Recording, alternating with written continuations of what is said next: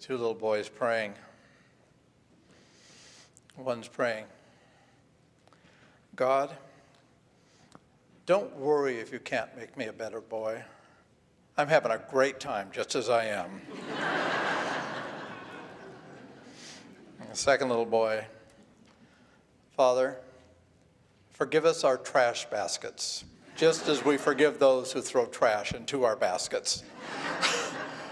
Now that's very profound. I mean, really think about that. Take that one with you. Forgive us our trash baskets as we forgive those who throw trash into our baskets. Wow.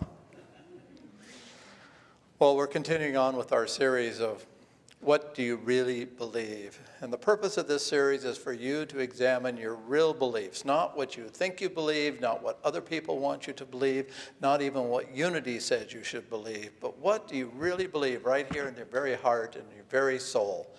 And we've been looking at such things as what do you really believe about God? What do you really believe about the Bible? What do you really believe about original sin? What do you really believe about heaven and hell? If you brought hell with you today, if any of you are going through hell, fear not, we're going to kick the hell right out of you today.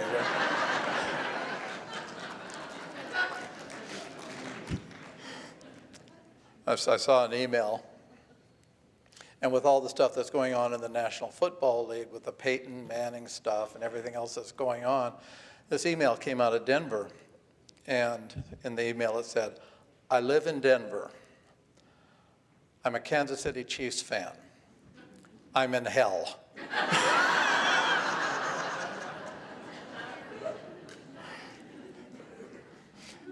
What do you really believe? Today we're going to get into what do you really believe about grace. But before we do that, this whole series is based on a book which we've really adopted for the year, a theme that we've adopted for the year called Discover the Power Within You by Eric Butterworth. It's absolutely the number one book on my list. When people ask me what book should they read if they want to know about unity, I recommend Discover the Power Within You. If people ask me what they want to read if they want to go deeper into unity, I recommend Discover the Power Within You. I have 3 copies of the book, and each copy has it highlighted in different places. I think it was on Oprah Winfrey's last show. She was asked what 10 books have most influenced her life, and this was one of the 10. So she has a very powerful book, very powerful idea. Discover the Power Within You. So what do you really believe about grace? What do you really believe about grace? One of Unity's primary teachings, we have 5 primary teachings, and if you look down the list of 5, you'll come to the third one. And the third of our basic teaching says, your thoughts can change your life. Your thoughts can change your life. And this is one of the very foundational principles of unity. Your thoughts can change your life. If you're going through hell right now, you can change your thinking, and you can absolutely change your life. It doesn't matter so much what happens to you, it's how you handle the situation that is the most important thing. Many of you have seen the movie or read the book, The Secret. And The Secret is based on this whole idea of your thoughts can change your life. It's called the law of cause and effect, or the law of karma, that any thought that you hold in mind produces after its kind. As you sow, so shall you reap. When you give, you receive in like manner. A lot of ministers, when they take up the offering, will talk a lot about giving joyously, abundantly, and freely, because as you give, so shall you receive joyously, abundantly, and freely. And we all want to be receiving like that. The law of cause and effect, the law of karma, is about an even exchange. What you sow, you reap. What you give, you receive. Well, guess what? Thoughts held in mind produce after their kind, not all of the time. Thank God. Yeah, it's not true all of the time. There's a wonderful parable in the Bible and Scripture. And Walter Wink, Dr. Wink, does a lot of work on parables. And he says, a parable is like a diamond. And if you take a diamond and you turn it a little bit, you're going to see that it gleams a little differently, that there's many different facets to a diamond. So there's many different facets to a parable. You can take a single parable and you get many, many different truths out of it. You can take a parable and you can even go deeper in your understanding of the truth. So I'm going to share with you a parable that has been shared with you many times before and has been shared with you with different truths involved with it. And it's about a young man who went to his father, and he really wanted to take his portion of his father's estate. So he goes to his father and says, Dad, I don't want to wait till you die. Can I have your portion of the estate right now? And the father says, sure, and gives it to him. And the son takes this, and he's so excited, and he's got all this money, and he's just wonderful. So he goes out, and he lives this strange life. He goes out, and it's a life of foolish and reckless living. Now, I'm not sure none of you have ever had a life of foolish and reckless living. I did have a day of it, but... So he goes out and he lives this life of foolish and reckless living and has nothing. So what happens when your kids go out and they have nothing? They move home, right? They move home. So this young man decides he's going to go home. And so he's just thinking, I'll go home, I'll be the servant, I'll clean the pig pens. As you sow, so shall you reap. And he's sown these seeds of foolish and reckless living. So he goes home, and what does his father do? His father tells the servants, he says, get the best robe and put it on him. Get a ring and put it on him. Let's prepare a feast and have this wonderful feast to welcome him home. This is a time where that which he has sown, he did not reap. He reaped something even greater.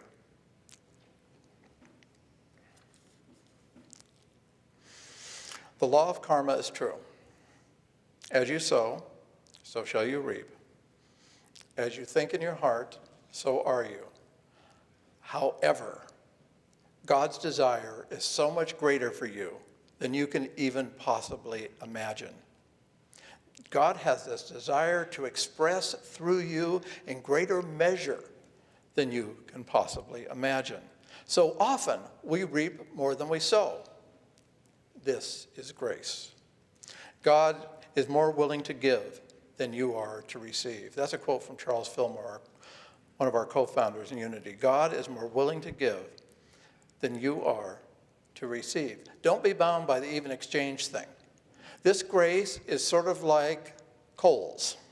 Any of you ever go to Kohl's? Okay. Grace is sort of like Kohl's. You know they're having a sale at Kohl's? Yeah, see, my wife and I have this thing. Every time we watch TV and they have this ad on, we look at each other and go, oh, they're having a sale at Kohl's. Well, friends, they always have a sale at Kohl's.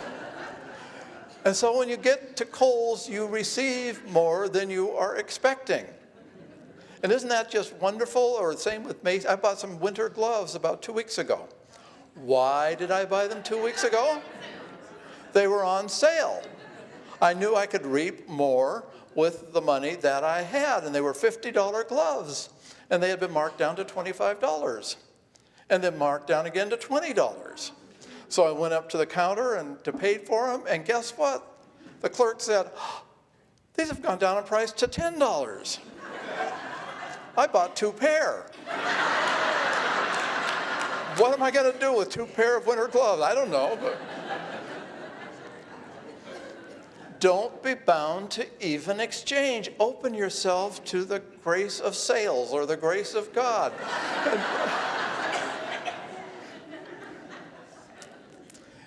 You know, Jesus' teachings, he brought a whole new concept of God.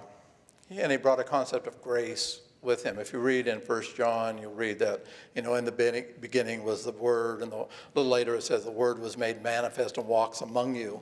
And of course, talking about Jesus Christ, and it goes on to say, and he is full of grace and truth. And so Jesus really brought the grace teachings to light. Jesus came with a whole different understanding of truth. If you look at his teachings, go in the Bible, really look what he has to say. Remember, if you look in the Hebrew Testament, what we used to know as the Old Testament, it was pretty much an eye for an eye, right? An eye for an eye. Jesus said, love your enemy. It's a whole different understanding of truth. If you go into the Hebrew Testament, you'll find a God that's what? Vengeful and wrathful and whimsical. I mean, absolutely whimsical. One day God will do this, the next day God will do that. One day God may bring North Carolina to the Elite Eight, and the next day KU to the Final Four. I mean,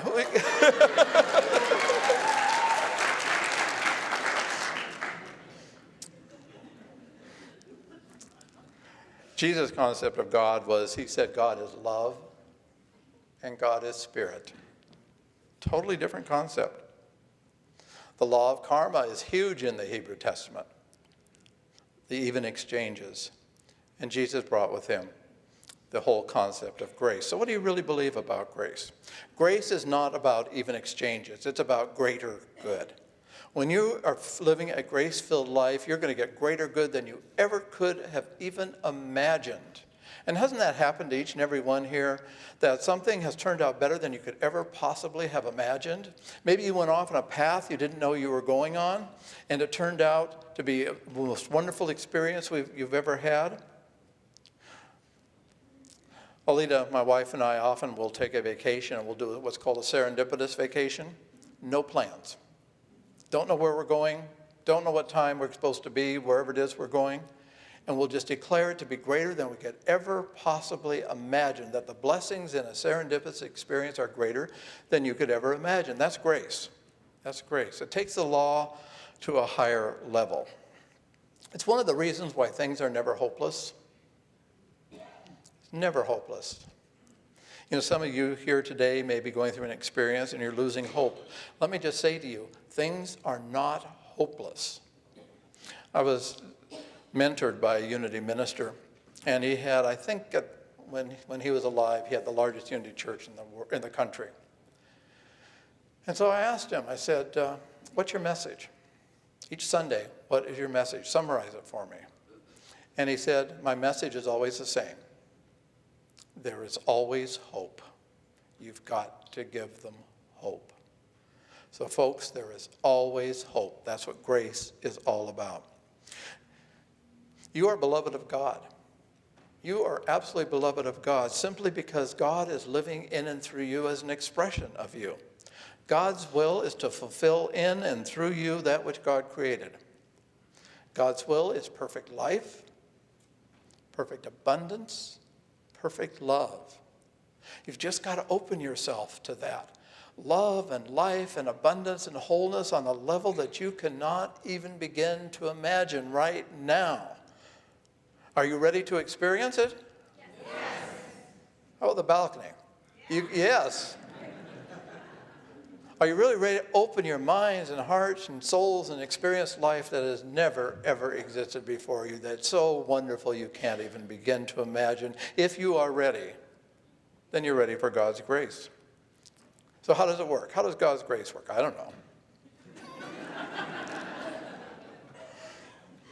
I don't. All I know is that grace is God's activity moving through us. It's the love of God in us. It's not dependent on any special prayer. I know it works beyond and addition to the law of cause and effect. I know it does not break the law, but it fulfills it. You know, Jesus said, I come not to destroy the law, but to fulfill it. It takes the law to this higher level.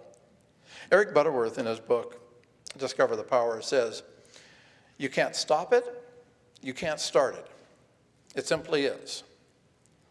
Well, bless Eric's little heart.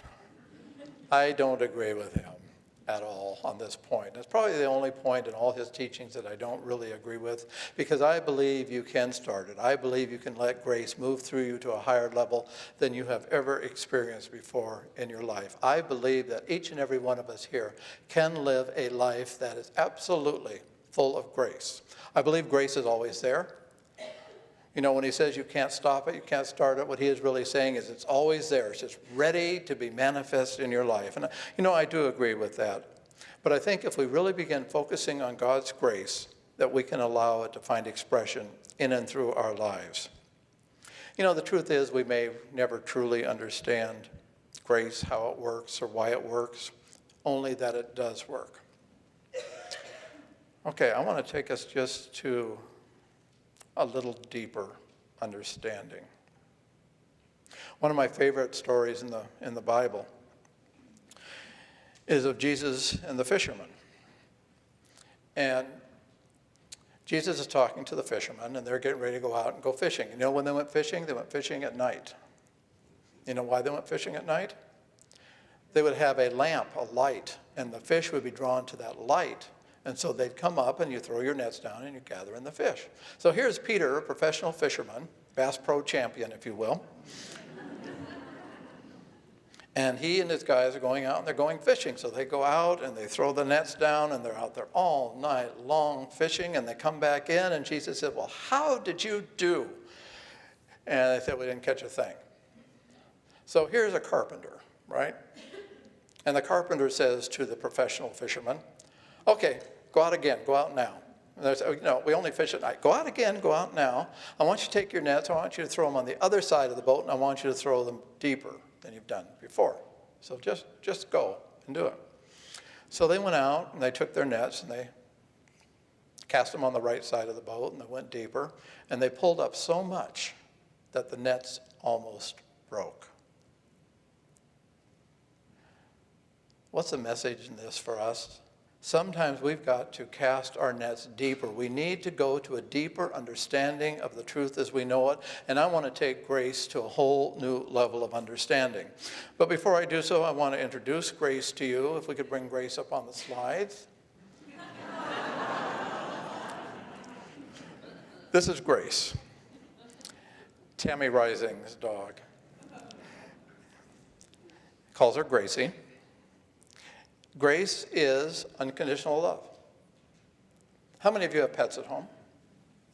Okay. How many of you have dogs at home? What happens when you come in the house? Don't they just come running toward you? They are so happy to see you. The tail is going a mile a minute. You could have had the grumpiest day you've ever had. Do they care? No. They'll come up, they'll lick your face, they'll just enjoy, they bounce up and down, and just, how many of you have cats? Have you ever noticed if you have a cat, if you're not feeling well, the cat will often come and sit in your lap and just purr and just be a presence for you? Well, most cats. We had a cat, and it truly was the cat from hell. Took it to the vet, and our vet said, let me recommend a really good vet for you to take this cat to.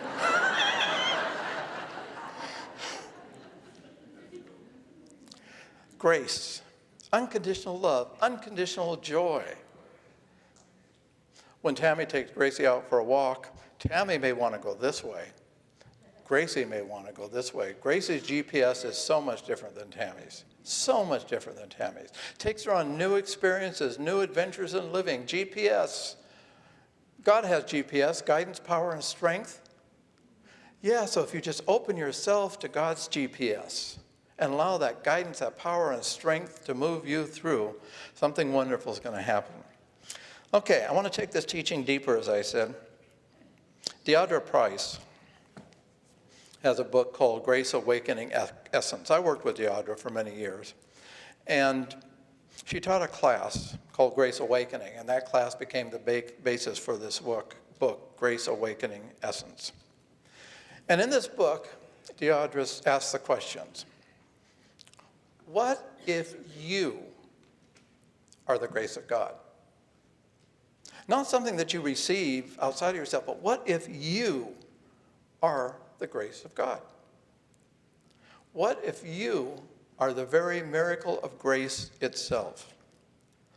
What if grace functions through you, as you? What if grace is seeking to function as the outpouring of infinite good, infinite blessings, infinite miracles, all the time. What if this is the truth about grace? What if we are the gift that we are looking for? One of the people at the first service was out at the park yesterday and saw a woman wearing a t-shirt and it said, "I am grace." I am grace. I am grace. I want you to take a moment and just turn and look at somebody and just say to them, "You are the grace of God."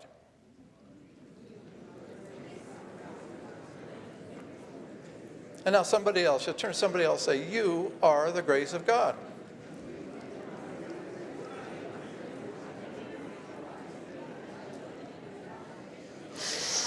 Okay, all of you down here on the main level, I want you to look up to the balcony, and I want you to say to the people in the balcony, "You are the grace of God." You are the grace of God. And you in the balcony say to the people down here on the main level, "You are the grace of God." You are the grace of God. Doesn't that feel good? Yeah. What happens now if we say, "I am the grace of God"? Would you affirm that with me? I am the grace of God. Again, I am the grace of God. One more time. I am the grace of God. And you know what? That is the absolute truth about you. This aspect of you, this grace of God in you. Well, Deidre says, grace is a giving from our very nature, our essence. And the return is magnified beyond anything that we can possibly imagine. So that when we give of our essence, the return comes back to us magnified than anything we could ever imagine in our lives. She goes on to say, you as grace can only be known and experienced by the livingness of it, just as it was for Jesus. Unity's fifth teaching. You've got to go out and live the truth as you know it. You've got to go out and live the unlimited substance, the perfect health, the perfect life, the perfect guidance as you know it in your life. What if you absolutely went out and loved for no particular reason, just to be like your dog or your cat, just to love because you want to love? Eric Butterworth says, you are the activity of God in expression. You know, what if grace is your primary nature? Your primary nature, your primary essence is love. In his masterwork, Spiritual Economics, Eric Butterworth says, we are here to give so that we can give, so that we can give some more. What happens if we substitute the word love for give? We are here to love so that we can love, so that we can love some more. I think that is the truth about grace. I've got a couple steps I want to share with you on how to live a grace-filled life. First of all, the first step is don't go there. Just remember the words, don't go there. Any of you ever have a fear or a concern? Just me. Talk to the hand.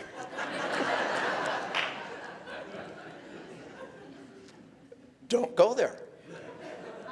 When you have that fear or that concern, don't go there. Remember the truth about you. You know, there's a great power in Unity's affirmations and denials. If you have a concern about prosperity in your life and that concern comes up, this thought of prosperity has no power over me. I am the rich child of a loving Father and I dare to prosper now. Just something like that. The fears and concerns bring up what ifs. Well, what if? What if this happens? What if that happens? A very wise person once told me, it's okay to visit the land of what ifs. Don't live there. Don't live there. Don't go there. First step, don't go there. Second step, hold the high thought. Hold the high thought. There's a truth underlying everything that's going on in your life. Hold the high thought. Now, affirmations. I mentioned affirmations. These are positive statements of truth. And let's get real. Just let's get real for a moment. Don't tell Patricia I told you this. You know, Unity is built on the idea of affirmations, that we make these positive statements of truth. But folks, let's get real. How many of us really do it? How many really take the positive statements of truth and repeat them again and again and again until they move into the very fabric of our being? Gina was telling me the Hindus were saying, you have to repeat a statement 10,000 times before it becomes truth for you.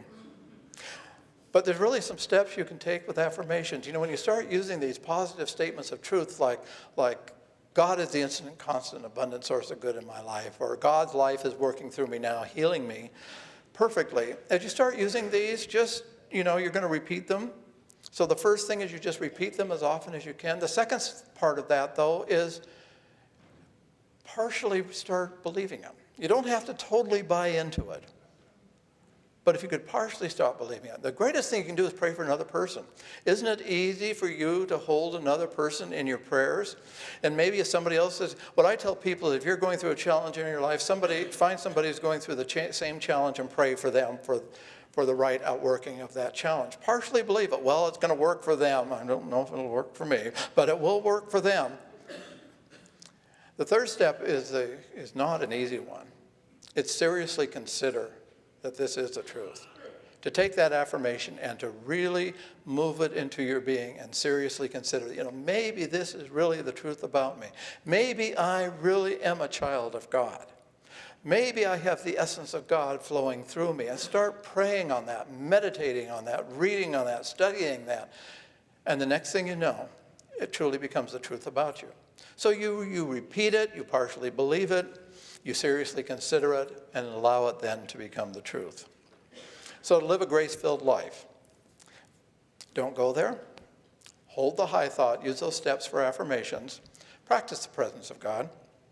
In absolutely everything that you do, practice the presence of God. Brother Lawrence would practice the presence of God as he was doing dishes. Have you done that? God bless these dishes as yeah? Vacuuming. It's a great time to use affirmations while you're vacuuming. You vacuum in rhythm. I am created in the image and likeness of God. Fred's mother taught him how to vacuum. She said, you go over the same spot 3 times very slowly. And imagine if you could practice the presence of God. I've never done this. 3 times very slowly as you vacuum. There's no place in all the world where you can get closer to God than you already are. Patricia has used this statement. It's one of the foundational statements in Discover the Power Within You. There is no place in all the world where you can get closer to God than you already are. If you're looking for a prayer, the grace prayer, we talked about the grace prayer last June. Patricia mentioned it. She did a whole series on prayer. Go back to that June talk. You can get it online at ucop.org. You can get it on a CD downstairs. And especially those 2 lines, heal that which needs to be healed and reveal that which needs to be revealed. Just start using that prayer in your life and allow the grace of God to find active expression in and through you. Grace is a higher outworking of the law. Always surrender to grace. Just be open and receptive to grace. There's some words that I think are foundational in this Discover the Power Within You. If you have the book, it's on page 25. Talking about Jesus, he says, we must see him turning to his fellow beings, including you and me, and saying, come and sit with me for a while. Let me help you to see as I see, to feel the depth of spirit in you as I have felt it within me. Let me show you the way, the high road to your own Mount Olympus. Let me lead you into the wonderful world of the Christ within you, where you will know and know that you are a limitless expression of the infinite. And I can assure you that when you realize the truth, as I have realized it, you will be able to do all the things that I have done, and even greater things will you do. And that's grace. That is grace, the greater things in your life. I want to close with a thought. I'm writing my own Bible.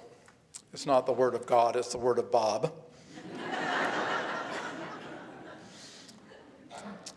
Blessed are the flexible, for they shall not be bent out of shape. What do you really believe?